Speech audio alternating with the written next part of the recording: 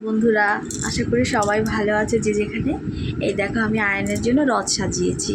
তোমরা সবাই কমেন্ট করে বলবে ছেলেটার এই প্রথম রথ, ছেলেটা রথ নিয়ে বেরোবে। ও খুব খুশি রথটাকে দেখে। কালকে রাত্রে ওর জন্য রথটা কিনে নিয়ে এসেছি। তো আজকে আমি বসে বসে রথটা সাজালাম। তোমরা দেখো রথটা কেমন হয়েছে। এই দেখো, আমাদের এই গাছগুলো থেকে গাছের ডালপালাগুলো নিয়েছি। গাছ আছে আমাদের বাড়িতে, আর এই ফুলগুলো কিনে এনেছি। দেখো কেমন হয়েছে। ওই যে জগন্নাথ বলরাম, দেখো সুভদ্রা বসে রয়েছে।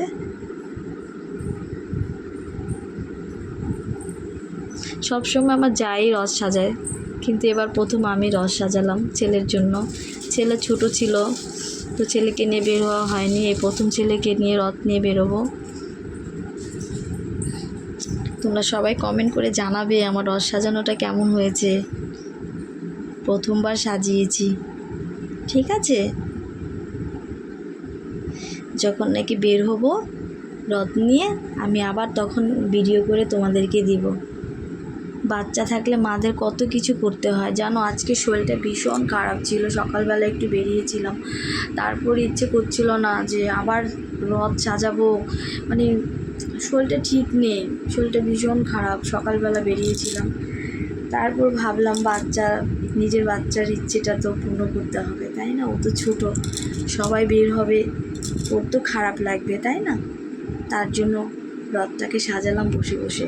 এই দেখো, তোমরা বাড়িতে যদি ফুল কিনে না নিয়ে আসতেও পারো, সময় যদি না থাকে, বাড়িতে ফুল গাছ থাকলে, এই যে ফুল দেখো, আমার বাড়ির গাছের ফুল দিয়ে আমি এখানে সাজিয়েছি। তারপরে এই যে উপরে আমি এই যে ফুল দিয়েছি, দেখেছো। এই দেখো দেখো, এই যে গাছ টাছ দিয়ে আমি রথটাকে সুন্দর করে সাজিয়েছি, দেখো। তোমরা বাড়িতে থাকা জিনিস দিয়ে রথ সাজাতে পারবে, এরকম ডেকোরেশন করতে পারবে। দেখো,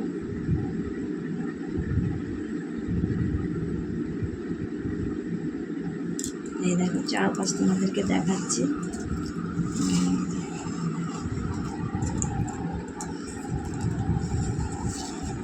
এই যে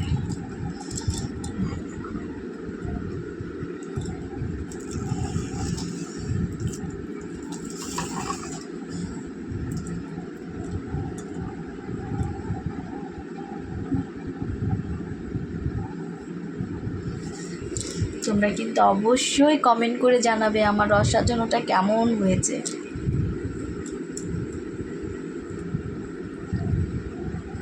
যারা যারা আমার ভিডিও দেখছো, প্লিজ তোমরা সবাই আমার পাশে থেকো। আমার চ্যানেলটাকে সাবস্ক্রাইব করে দিও, আর পাশে থাকে বেল আইকনটি অবশ্যই প্রেস করবে, নতুন নতুন ভিডিও দেখতে পাবে, ঠিক আছে। জগন্নাথ বলরামকে নন করে দাও, সবাই নমস্কার করে দাও। সব জগন্নাথ বলরাম সুভদ্রা সবার মনের আশার জন্য পূর্ণ করে।